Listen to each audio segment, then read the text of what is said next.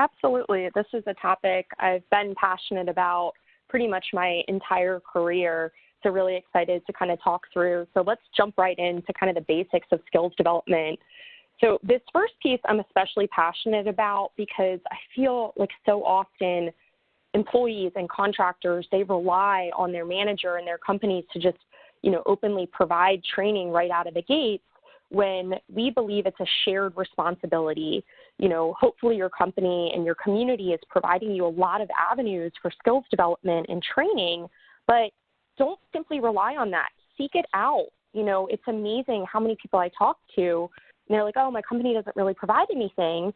And I've offered the suggestion, have you reached out to a member of your training and development team to see what exists?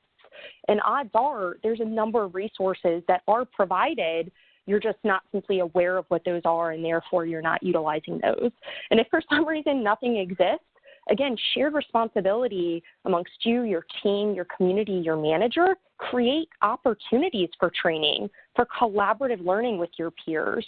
Offer suggestions for what you would like to see exist within your organization and within local communities that you might be a part of. In terms of time commitment, it really depends on, one, your bandwidth, but two, what skills are you trying to build? What are your goals right now?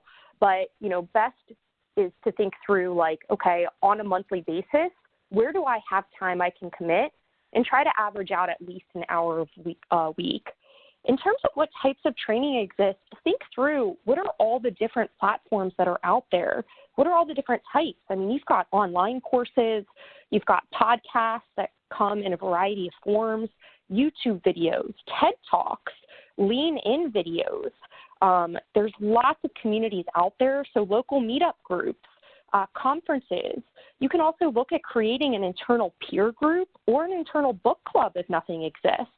You've got education, and then you've got certification. So again, lots of different training, and identifying those training platforms is going to be really, really helpful when you're building out your plan. And then a couple additional factors to consider. One, ask yourself, how do I best learn, and how do I best process information?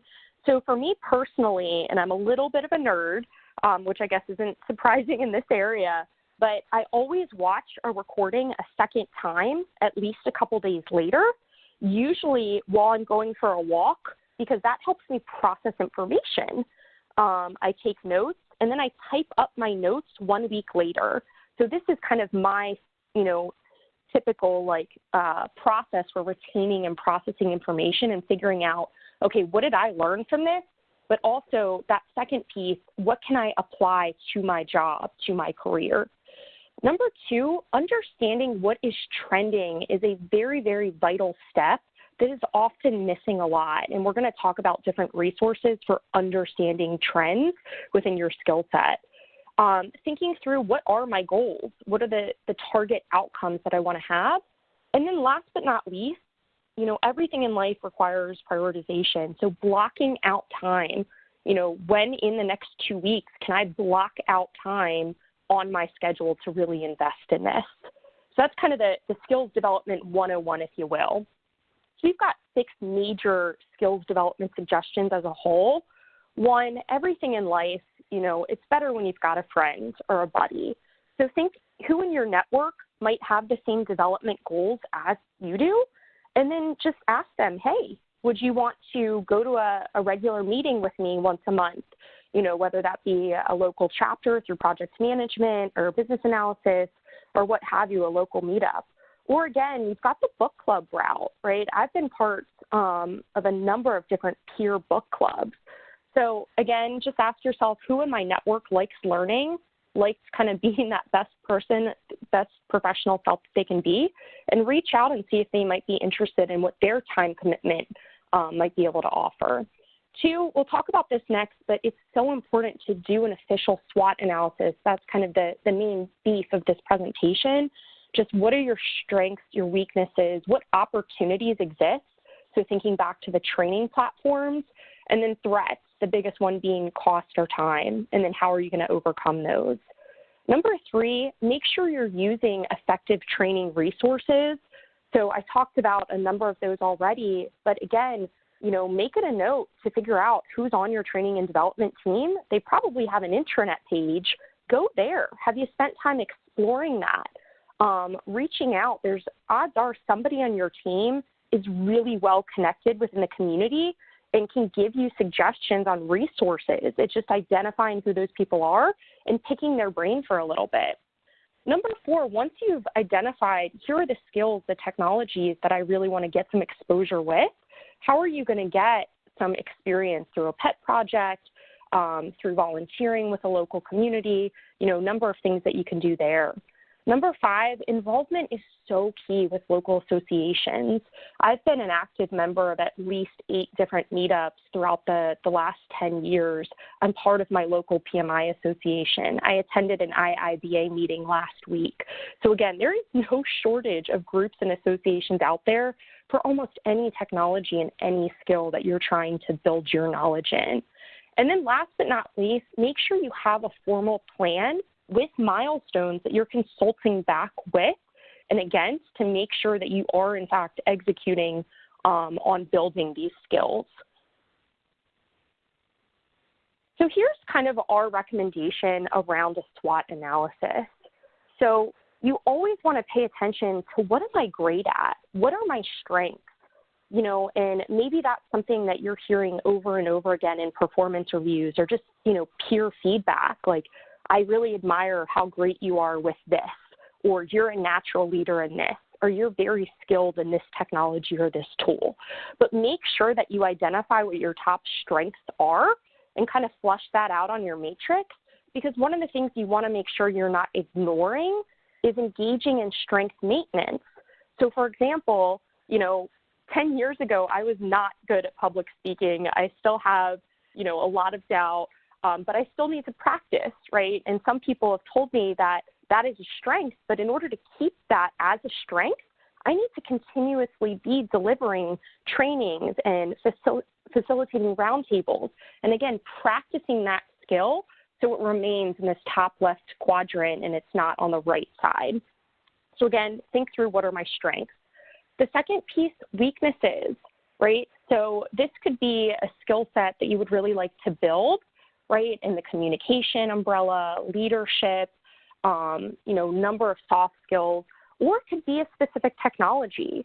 So thinking about what are the major tools and technologies that are used within my skill set and where I want to go in 2 years, 3 years, 5 years, right? What are clients using? What are companies adopting? What do I not have experience with? And then that's something that you can identify currently as a weakness, but a skill that you want to hone and build experience with so that you're always keeping your marketability fresh. So important to, on an annual basis, look at what's trending and what are the skills that I feel like I'm not necessarily too strong in that I really, really want to build up. Opportunities, we've talked about a couple of these ideas already, but again, figuring out internally at your company what is offered, right? What else does CAI and the Great IT Pro offer? Really thinking through and making a list of all the different free platforms that are out there. There's over 10 different online training sites. And a lot of them you might be aware of, but some of them you might not be. So again, thinking through who in my network can I kind of pick their brain to get advice on, and also just getting, recommendations through online research, posting in social media groups or LinkedIn groups, right? So really figuring out, okay, what do I want to learn? And then the next step, what are the opportunities and platforms that exist that can help me learn those skills? And then the last threat, again, we talked about time constraint being something, so you really just need to prioritize. That's where having a development buddy can really come in handy because you can hold each other accountable. It's so easy just to say to yourself, okay, I'm not going to read a chapter of the book this week. Like, I'm too busy, I'm exhausted. But when you have somebody that you're engaged with and learning with, you hold each other accountable, and that's where, you don't succumb to kind of those constraints. I shared 2 resources in the chat box, but I recommend at least quarterly, or if you don't have time quarterly, maybe 30 minutes every 6 months, figure out what is trending related to your skill set. So, for example, if you're a project manager or an agile coach, what are the methodologies, the frameworks that companies are really starting to use and adopt? That's the type of stuff you need to be asking yourself and identifying, you know, again, ideally quarterly, but at a minimum every 6 months. So I am a huge fan of a couple different technology radars. I love what O'Reilly puts out. I love the annual DICE report that comes out. And I am a huge fan of the ThoughtWorks technology radar that they put out every 6 months. So this won't be a huge exercise, but 30 minutes, block off time to just get, you know, up to date on trends, and also lean on your network as well. So if you're active with a local association, right, just throwing that question out there, like, hey, what are the tools that you guys are seeing that are being adopted? You can also ask recruiters. This is a great question to pose to a recruiter you have a relationship with that supports your skill set. Simply ask, hey, what have you noticed your clients starting to adopt? What are they asking for in candidates with this skill set over the last 6 to 12 months? But however you want to do it, there's lots of tools out there, but figure out what's trending. Here's some more resources that you can use from a training standpoint. So again, lots of great stuff that are out there for just all different types of technologies and skill sets. And you've got a lot within your local community. If you're not a member of Meetup and you don't have the Meetup app downloaded, that would be a key suggestion to do that after the webinar today and just see what exists, because you can look at groups based on your interests. Gain the skills you want. This is something that comes up. It actually came up in a presentation I was a part of last week. Like, how can I get experience when my company's not using this? Well, that's no longer acceptable as an answer, because there's so many different ways you can get exposure. You've got, you know, pet projects that you can do. There's lots of skills-based volunteering opportunities out there. You know, so figure out, where can I use this tool or technology within a sandbox? And again, go the informal mentorship route. All you have to do is get up at a local PMI meeting and say, you know, hey, I'm really interested in learning more about XYZ. Who's used this? Who's taken training on it? I would love to just pick your brain for 2 minutes. You know, we have such robust communities in every city that's out there. So just take that moment. You're probably part of a local group anyway. Take it a step further by posing an open-ended discussion question in something like a LinkedIn group or a Meetup board or within the meeting itself, and that will get you probably at least 3 or 5 suggestions right there. So this last piece is just kind of, you know, putting it all together, making sure after you've done all this research, you've identified these sites, you've really identified, here's the skills that I want to, you know, maintain my strength in, and also the skills and tools and technologies I want to learn. Really make a customized development plan, write it out, assign timelines, and again, that way you can stick to it. But really think about, where do I want to be? What do I want to learn? Where do I want my career to go? As you're kind of creating the SWOT analysis, then flush out the training opportunities and what time investment you're going to make on a monthly or weekly basis, and then make sure you're continuously prioritizing these, and do an audit, either monthly or quarterly. Have a self-audit that you do to see, how am I doing against what I promised myself I would do, you know, 3 months ago. So that kind of concludes the main content I wanted to go over. So at this point, I'll hand it back over to you, Wendy, if there's any questions that you've seen come through. Great, thanks so much. Yeah, if anyone has questions, please feel free to post them in the chat or the Q&A function of WebEx.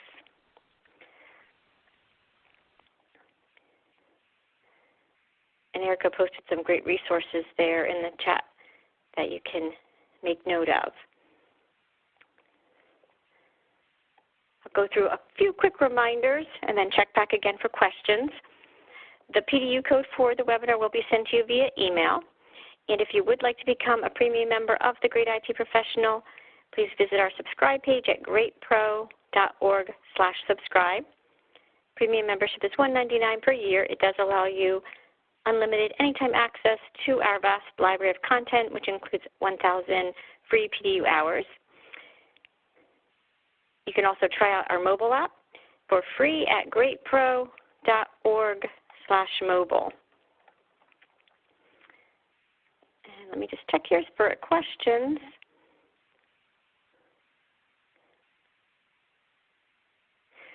Someone was looking to see the resources in the chat function. They probably have to open the chat function, but I will post them in the Q&A box as well. Or did you just do that? Oh, I just shared them in Q&A. Yeah. Okay, perfect. Great. So now they're both in both chat and Q&A. So feel free to look at those. And if anyone does have questions later today, you think of something, or in the days ahead, please feel free to reach out to Erica at ewoods@apexsystems.com. If you have any questions on the Great IT Professional, feel free to reach me at wendy.nolan@cai.io. But that does conclude our webinar for today. Be sure to join us again tomorrow to hear more from Erica. On behalf of Erica and CAI's Great IT Professional, thank you for joining us today. And again, we hope to see you at future events, and hopefully you can join us more this week. Thanks, Erica, so much for your time today as well. Thank you.